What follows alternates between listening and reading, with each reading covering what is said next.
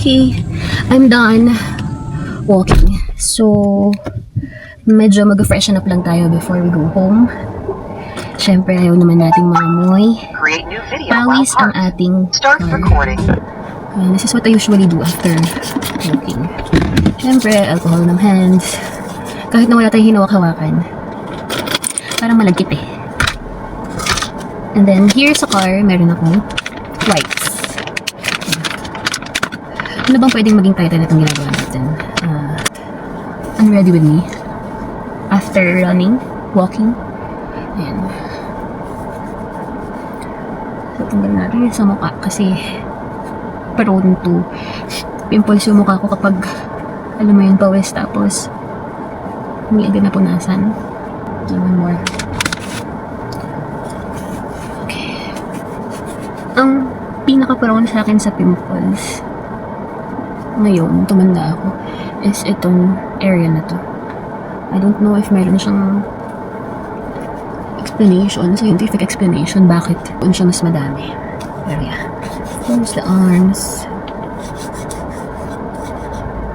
And papalit ako ng laman. Wait. Ayan.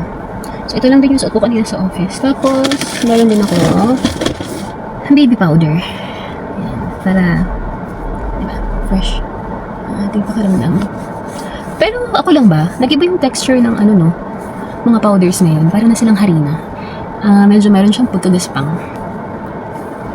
Unlike before, na super smooth siya. Ano pa ba? And hand cream. Ayan, syempre. Magbango siya.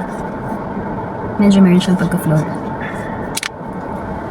Tapos, I think that's all we need. Mag-ipit lang ako ng hair. So later, pagdating sa kanto, bibili tayo ng pang pork chop.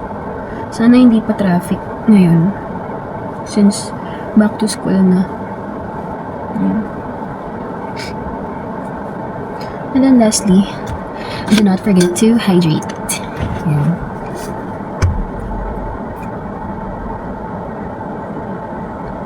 Hindi ko alam kung ilang ml tong tumbler ng CBTL, pero sobrang lakas ko magtubig kapag nasa work. Pag naka-shift ako, yung isang ganito, sa isang shift, nire-refill ko siya ng 4 times. So, technically 5. 5 na ganito yung naiin ko sa isang buong araw. Feel ko kasi, hindi kompleto yung, feel ko may himatay ako kapag, hindi ako nakakainom ng tubig. Parang sobrang dehydrated ng feeling. So, don't forget to hydrate. Especially kapag diba, nasa 30 na tayo. Kailangan talaga ng tubig.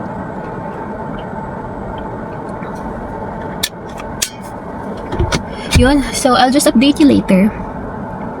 Actually, iniisip ko pa rin kung anong klaseng post ang post ko today. Entire day ba? Parang vlogging ba?